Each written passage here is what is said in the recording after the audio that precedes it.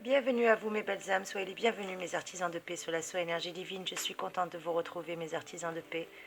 Je tenais à vous faire une petite rubrique spéciale que je vais incorporer dans la playlist. Ça s'appellera Réponse à vos questions. Et oui, j'ai des personnes qui m'ont contacté à travers les réseaux sociaux, que ce soit sur Twitter, Facebook ou Instagram ou autre, pour me poser des questions. Apparemment pour me demander des guidances sans réellement me demander des guidances. Ce serait plutôt des questions, donc j'ai décidé de répondre tout simplement, de faire une rubrique réponse à vos questions. Alors je vais commencer par Janine qui m'a envoyé un mail pour me demander mon fils et l'amour. Je ne sais plus quoi faire avec mon fils, il vient d'avoir 35 ans, il n'a toujours pas de relation sentimentale marquante. Est-ce que vous pensez que 2021 lui sera favorable?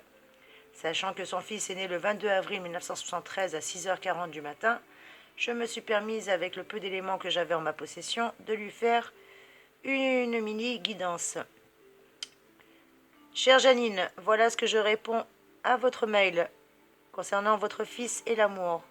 Votre fils est taureau, ascendant taureau, donc votre fils est intériorisé et préfère les actes aux grands discours. Il inspire lui aussi à la stabilité sentimentale et veut trouver la compagne auprès de laquelle il pourra passer le restant de sa vie. Seulement à cause de la puissante influence de Neptune, qui est l'idéalisation dans son thème astral, votre fils souhaite surtout rencontrer la femme parfaite, celle qui n'existe pas. Ainsi, chaque fois qu'il est confronté à la réalité, eh bien pour lui, c'est la déception. De plus, il a une opposition lune dans sa vie intime avec Saturne, qui lui accorde beaucoup de recul et de distance, ce qui le rend encore plus très timide. Donc cette année, pourtant, grâce à Jupiter, va lui apporter bien des succès, et bien relié à son soleil natal, normalement, ça devrait mener à une vie sociale beaucoup plus active. Mieux encore, à partir de janvier 2021, Jupiter passera sur sa conjoncture, donc Jupiter-Mars en Verseau, et devrait justement débloquer tout en l'aidant à dénicher sa perle rare. Donc ma chère Janine, ne vous inquiétez pas, je pense que votre fils va finir par avoir une relation sentimentale marquante. Voilà ma chère Janine, j'espère que j'ai répondu à votre question. Et pour faire suite à la deuxième question, c'est un message de Jacqueline. Décidément, Janine, Jacqueline. Elle me parle d'un mari infidèle. Jacqueline est mariée depuis 14 ans. Elle a découvert l'été dernier que son mari la trompait.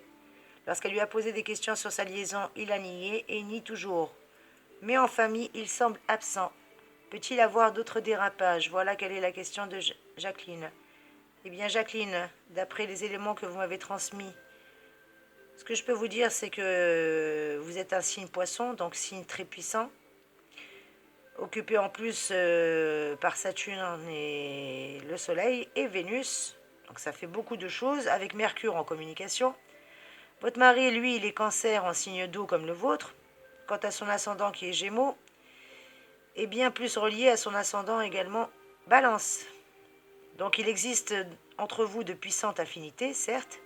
Votre relation est fondée sur la tendresse et la sensualité, la compréhension intuitive également de l'autre et surtout la complicité, Jacqueline.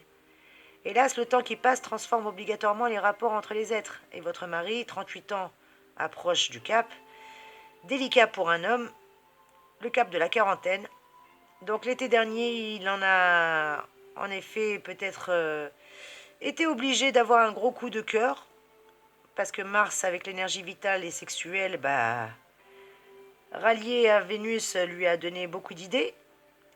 Mais ce n'était pas des escarpades importantes. En tout cas, votre mari n'a pas voulu détruire ce qu'il avait construit avec vous, bien au contraire. Aussi bien que vous soyez actuellement perturbé, c'est normal. Une remise en question qui a engendré des angoisses et des conflits, c'est normal. Essayez de ne pas vous torturer, ma chère Jacqueline, et essayez d'arranger. Enfin, arrangez-vous pour mettre à nouveau le feu dans son cœur et pour refaire justement revivre cette flamme et pour refaire de sa vie une aventure excitante. Voilà le conseil que je vous donne, en tout cas, ma chère Jacqueline, par rapport à votre mari infidèle. Voilà mes trésors. Donc je vais prendre que 2 questions et donner 2 réponses uniquement, mais je tenais à vous informer que j'ai ouvert une nouvelle playlist. Voilà mes chéris, soyez bénis, à très vite mes amis. Je vous embrasse. Merci de commenter, de liker, de me dire ce que vous en avez pensé.